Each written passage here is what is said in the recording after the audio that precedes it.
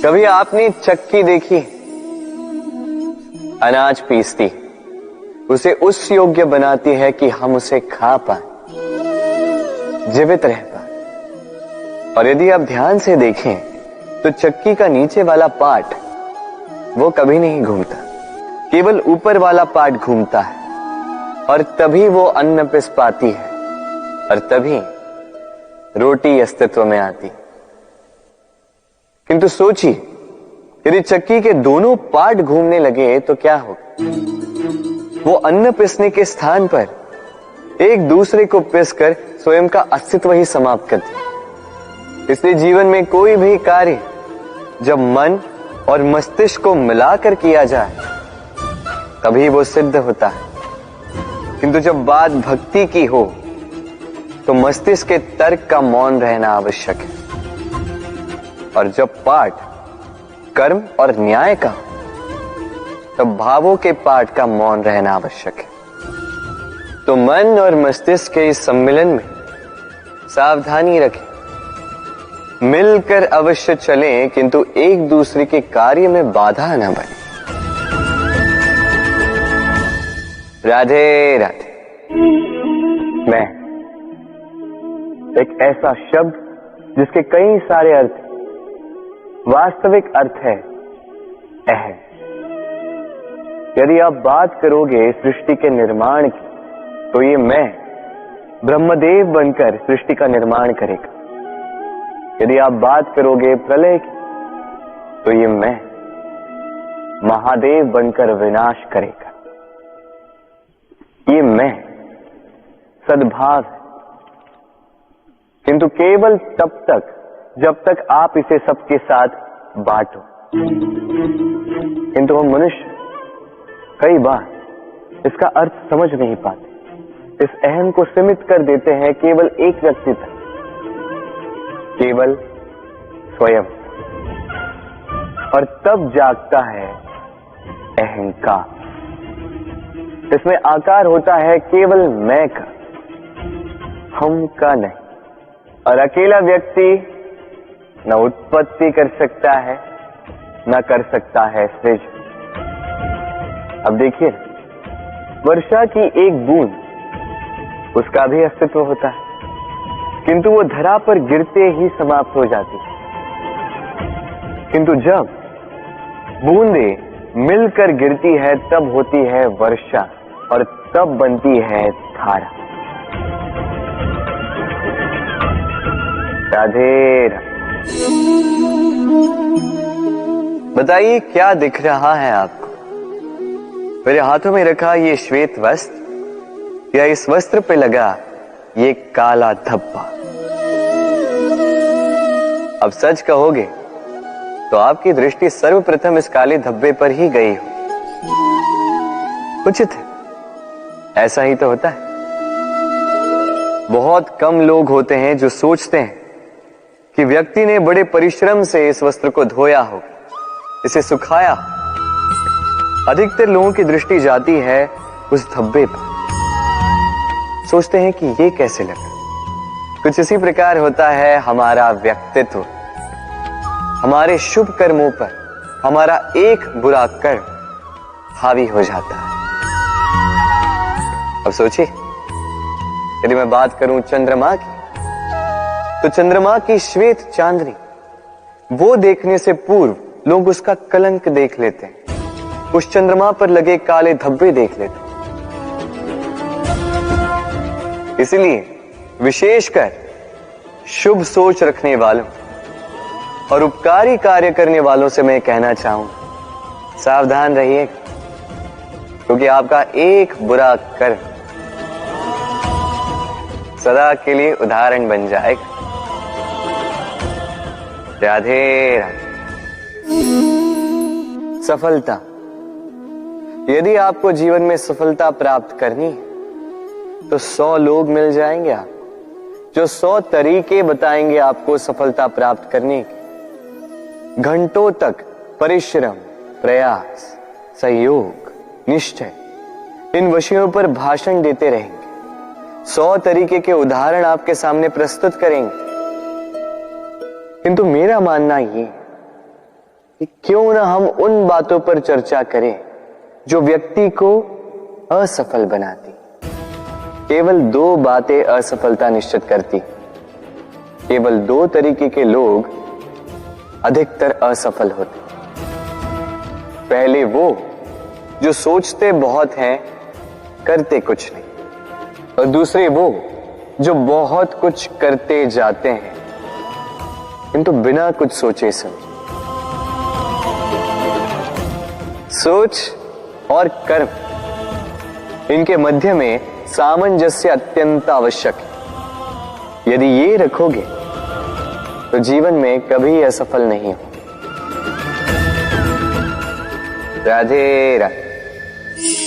आपने कई लोगों को यह कहते हुए सुना होगा, इस व्यक्ति के दृष्टिकोण में दंभ है, इस व्यक्ति की आंखों पर अहंकार का पर्दा छाया हुआ है, आदि इत्यादि। चलिए आपसे एक प्रश्न पूछता, आप देखते किससे? दृष्टि से या दृष्टिकोण से? सोचिए, विपदा में पड़ गए होंगे आप। दृष्टि किसी भी वस्तु या किसी भी व्यक्ति का केवल बाह्य रूप दिखाती, जबकि दृष्टिकोण आपको सीधे वास्तविकता से अवगत कराता। उदाहरण स्वरूप चंद्रमा। चंद्रमा हम सभी ने देखा। कई लोग ऐसे हैं जिन्हें चंद्रमा अत्यंत सुंदर प्रतीत होता है, जबकि कई लोग ऐसे भी जो सुंदर चंद्रमा में भी दाग ढूंढ ही लेते हैं। ये है दृष्टिकोण।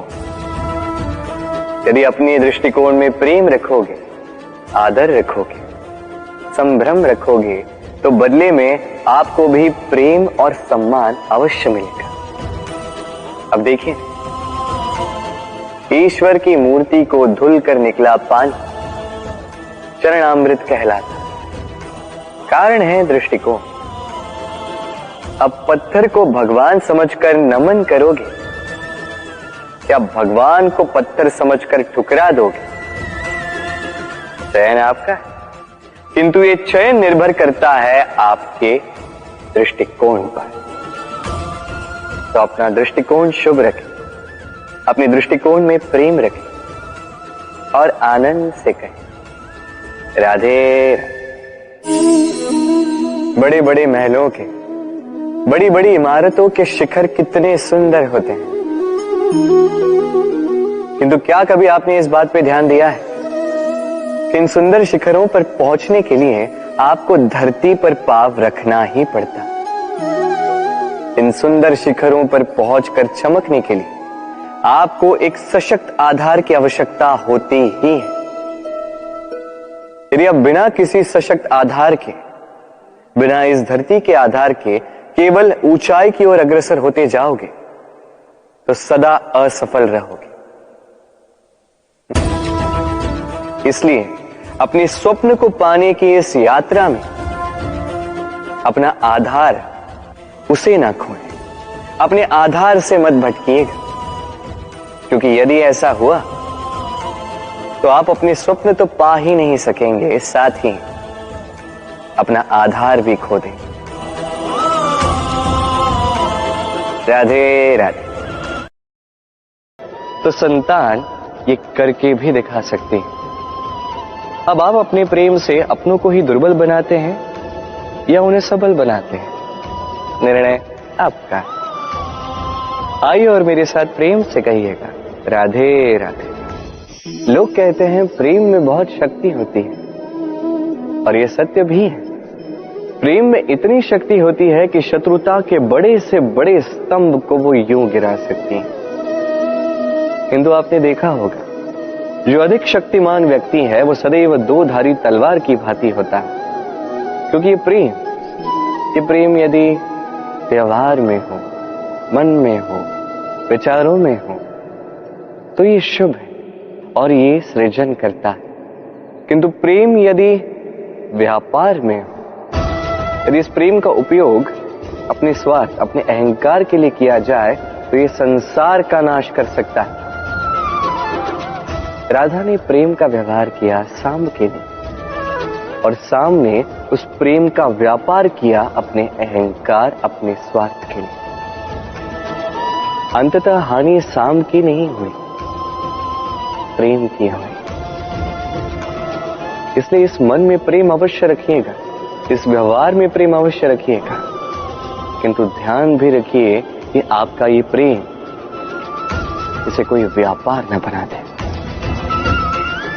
आइए इसी प्रेम के साथ कहिएगा, राधे राधे। सत्य क्या है ये सत्य? कोई कहेगा कि जो असत्य नहीं वो सत्य, कोई कहेगा कि वो जिसके आधार पर हम जीवित हैं वो सत्य। किंतु सत्य क्या है?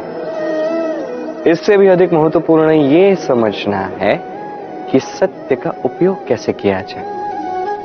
यदि आपके पास सत्य है, आप सत्य जानते हैं और आप उसका उपयोग करते हैं, सदुपयोग करते हैं संसार के लिए, तो आप इस समस्त संसार से ऊपर उठ जाते हैं। किंतु यदि आप सत्य जानते हैं और आप उसका दुरुपयोग करते हैं, तो आप समस्त संसार के लिए हानिकारक बन जाते हैं। स्मरण रखिएगा, सत्य जितना कोमल है, अर्ध सत्य उतना ही कठोर।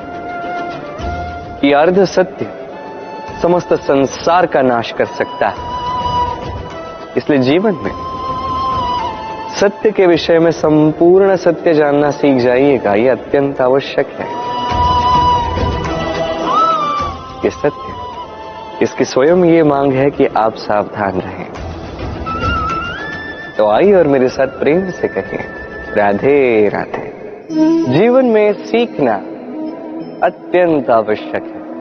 अब क्या क्या सीखना है, ये सिखाने के लिए भी अनेक शिक्षक हैं, किंतु क्या नहीं सीखना है और क्या नहीं करना है, ये हमें अपने अनुभवों से ही सीखना पड़ता है।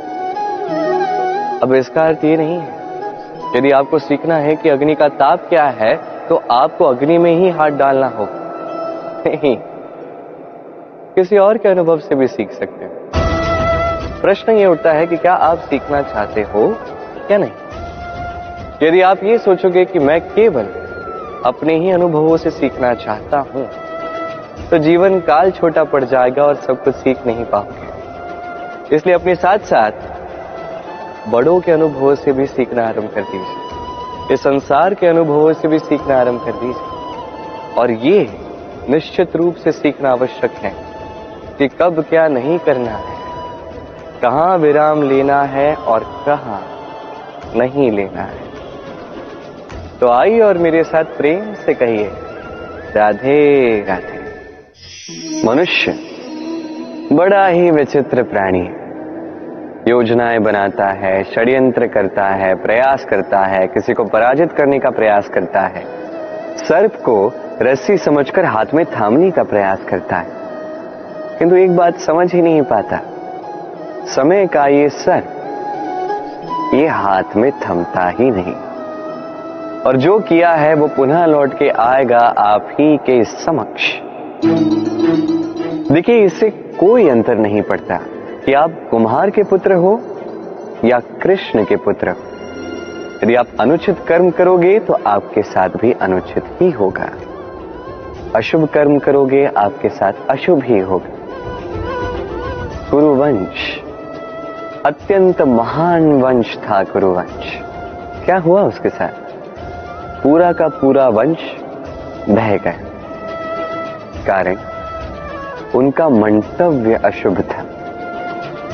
वहीं 5 वनवासी पांडव महाभारत जीत गए, कारण उनका मंतव्य शुभ था। स्मरण रखिएगा, शुभ की अग्नि जलाओगे शुभ का ही तप पाओगे, अशुभ की अग्नि जलाओगे नरक में ही जलोगे। तो आइए और मेरे साथ प्रेम से कहिएगा, राधे राधे।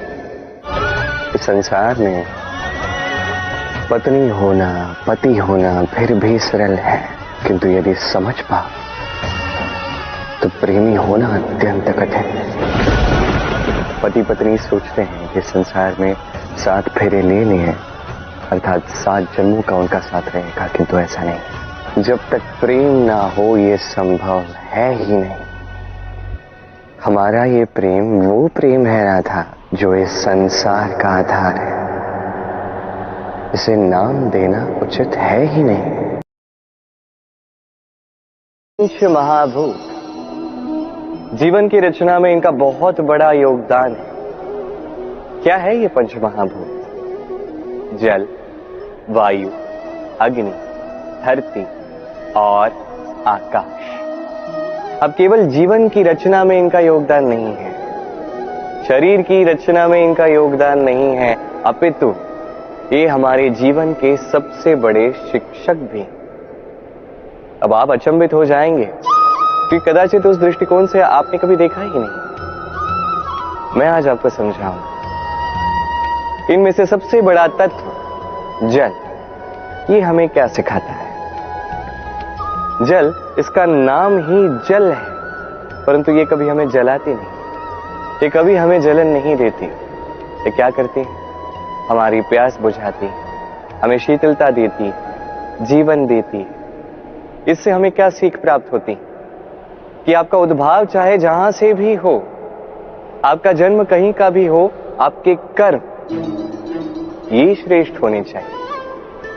आप जल को किसी भी पात्र में रख दीजिए, वो उसके अनुसार अपना आकार ढाल लेती है। इससे हमें क्या सीख मिलती?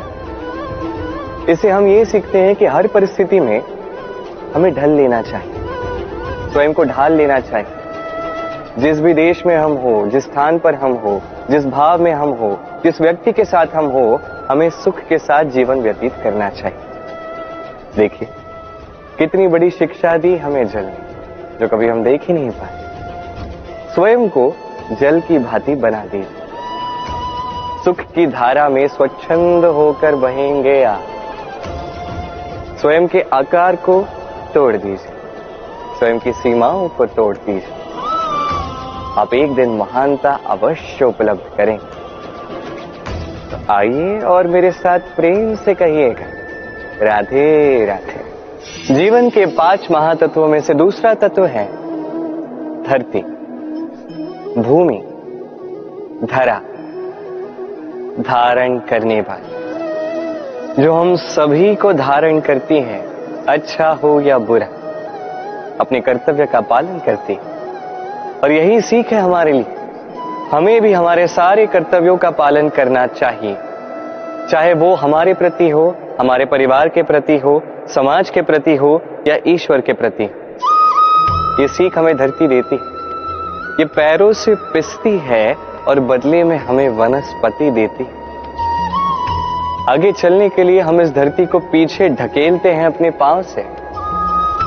अरे धरती हमसे घृणा नहीं करती, ये हमारे अगले कदम की प्रतीक्षा करती है, उसका स्वागत करती है। और कदाचित इसीलिए इस धरती को धरती माता कहा जाता है।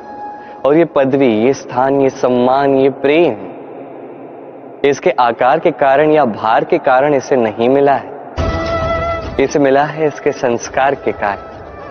यदि आप भी धरती की भांति बन जाते हैं, यदि आप भी अपने सारे कर्तव्यों का पालन करते हैं, विश्वास के साथ उसे स्वीकार करते हैं, यदि किसी और की सफलता में भी आप प्रसन्नता प्राप्त करना सीख जाते हैं, फिर आप थोड़ा सा कष्ट सह के किसी और को प्रसन्नता दे सकते हैं, किसी और की सेवा कर सकते हैं, तो आप भी धरती की ही भांति महान बन सकते हैं। तो आइए और मेरे साथ प्रेम से कहिएगा, राधे राधे। जीवन के 5 महातत्वों में से एक है वायु। वायु जो कभी दिखती नहीं, अभी तो उसे अनुभव हम कर सकते हैं। और सबसे अधिक अनुभव इसका तब होता है जब वायु की कमी होती है। वायु लुप्त हो जाए तो तुरंत ही हमें ज्ञात हो जाता है कि अरे वायु तो नहीं है, ये तो समस्या हो गई। अब इस वायु से हमें क्या सीख मिलती है? ये वायु हमें सिखाती है कि कभी हमें अहंकार नहीं करना चाहिए। हम सभी कहीं ना कहीं चाहते हैं कि हमारी श्रेष्ठता, हमारी योग्यता, हमारी महत्वता ये संसार समझे। पर अपनी महत्वता सिद्ध करने के लिए बल दिखाने की आवश्यकता नहीं, क्योंकि जब कोई व्यक्ति, ये समाज, ये संसार आपको स्वयं से दूर करेगा, आपसे दूर चला जाएगा, तो आपकी महत्वता क्या है इसका आभास उन्हें अपने आप ही हो जाएगा। आपको कुछ करने की आवश्यकता नहीं। वायु की भांति बन जाइए, वायु जिसका कोई भार नहीं। परंतु जब समय आता है, जब तूफान का ये रूप लेती है तो बड़े से बड़ा विध्वंस ये मचा देती, और तब इसकी शक्ति की कोई तुलना नहीं। वायु जो अपने संचालन से पृथ्वी को प्राण देती, अपने परिवहन से ये मेघ लाती, इस धरा की प्यास बुझाती। वायु की भांति आप बन जाएंगे तो हल्के हो जाएंगे, ऊपर उठेंगे इस संसारिकता से, भौतिकता से, मोह माया से, और तब आपको आभास होगा कि प्रेम क्या है। तब आप जानेंगे कि देना ही जीवन है। तो आइए और मेरे साथ प्रेम से कहिएगा, राधे राधे। जीवन के पंच महातत्वों में से एक तत्व है आकाश। आकाश जो निराकार है, जिसका कोई आकार ही नहीं। आकाश जो अनंत है, और सदैव हमें ये लगता है कि ये आकाश हमसे जुड़ा हुआ है। क्यों? अभी आकाश हमारे लिए क्या कुछ नहीं करता। ये हमें उड़ने की स्वतंत्रता देता है। ये मेघों को धारण करता है ताकि हमारी प्यास बुझ सके। ये सूर्य को उसका स्थान देता है, चंद्रमा को उसका स्थान देता है, ताकि हमें प्रकाश भी मिले, अंधकार भी मिले, ताकि हमारे जीवन में सामंजस्य रह सके। अब आकाश से बहुत कुछ सीखने के लिए है। यदि हम भी आकाश की भांति बन जाते हैं, हमारे अपनों को वो स्वतंत्रता देते हैं जिससे वो उड़ सके, जिससे वो अपने सपनों को पूर्ण कर सके, जिससे वो इस जीवन को स्वयं अनुभव कर सके, स्वयं अपने पैरों पर खड़े हो सके, तो सोचिए हमारा अस्तित्व भी कितना विशाल हो जाएगा। यदि आप भी आकाश की भांति बन जाएंगे तो आप भी आकाश की ही भांति अनंत हो जाएंगे। तो आइए और मेरे साथ प्रेम से कहिएगा, राधे राधे। जीवन के 5 महातत्वों में से 5वां तत्व अग्नि। अग्नि जो जलाती है किंतु वही ताप भी देती है। निश्चित रूप से अग्नि हमें जला सकती है, किंतु क्या कभी आपने ये सोचा है कि अग्नि उसे स्वयं कितना जलना पड़ता है, उसे स्वयं कितना ताप सहना पड़ता है। ये स्वयं जलती है हमें ताप देने के लिए, स्वयं जलती है हमें ऊर्जा देने के लिए, हमें प्रकाश देने के लिए, अंधकार में मार्ग दिखाने के लिए, शत्रुओं का सामना करने में हमारी सहायता ये करती है, स्वयं जल। जब हम किसी देवता के लिए यज्ञ करते हैं तो देवताओं के भोजन को ग्रहण करने का निमित्त ये बनती है। कितना कुछ स्वयं सहती है, कितना कुछ हमें देने के लिए। आप भी अग्नि की भांति बन जाइए, स्वयं कष्ट सहिए दूसरों की सहायता के लिए, उनके जीवन के उद्धार के लिए, अपने प्रियजनों के लिए, अपने परिवार के लिए, अपने माता पिता के लिए, इस समाज के लिए स्वयं पीड़ा उठाइए। प्रकाश पुंज बनिए और सबका मार्गदर्शन कीजिए, सबको मार्ग दिखाइए। जिस दिन आप अग्नि की भांति बन जाएंगे, उस दिन जैसे अग्नि की पूजा की जाती है, आप भी वैसे ही पूजनीय बनेंगे। जैसे हर शुभ कार्य में, हर यज्ञ में, हर पूजा में अग्नि को स्मरण किया जाता है, वैसे ही हर शुभ कार्य में आपको भी स्मरण किया जाए। और जिस दिन आप ऐसा बन जाएंगे, उस दिन जीवन का वास्तविक मर्म क्या है आप जान जाएंगे। तो आइए और मेरे साथ प्रेम से कहिएगा, राधे राधे। पंच महातत्व, पंच महाभूत, इनके विषय में मैंने सब कुछ आपको बता दिया। कैसे ये हमारे जीवन के सबसे बड़े शिक्षक हैं और क्या शिक्षा हमें इनसे प्राप्त होती। निश्चित रूप से ये पंच महातत्व हमारे देह का निर्माण करते हैं, किंतु एक छठा महातत्व भी है। एक ऐसा तत्व जिसका ना कोई भार है, ना कोई परिमाण है, परंतु अत्यंत महत्वपूर्ण है। सोच। कोई इसे आत्मा कहता है, कोई इसे विवेक कहता है, कोई प्राण कहता है, तो कोई कहता है चेतना। अब ये चेतना जब पंच महातत्वों के साथ जुड़ जाती है, जब एक हो जाती है, तब मनुष्य जीवन का निर्माण होता है। अब आपके देह का निर्माण जन्म से ही पंच महातत्व कर देते हैं, किंतु ये सोच, ये चेतना, इसे आपको स्वयं आगे ले जाना है, इसे दिशा देनी है, इसका विकास आप ही को करना है। कैसे? आप पर निर्भर करता है। आप इसका सदुपयोग भी कर सकते हैं, दुरुपयोग भी कर सकते हैं। एक ऐसी दिशा दे सकते हैं, ऐसा सदुपयोग कर सकते हैं कि आप किसी दिन भगवत गीता का ज्ञान दें। ऐसा दुरुपयोग भी कर सकते हैं, ऐसी दिशा भी दे सकते हैं कि आप शकुनी की भांति महाभारत रच दें। चयन आपका है, बस इस चेतना की शुद्धता का विशेष ध्यान रखना होगा। यदि ये चेतना शुद्ध होगी तो प्रेम होगा, यदि ये चेतना अशुद्ध होगी तो द्वेष होगा, और मेरे विचार से सुख और शांति प्रेम से ही मिलेगी, द्वेष से कदापि नहीं। तो आइए इसी प्रेम के साथ कहें राधे राधे।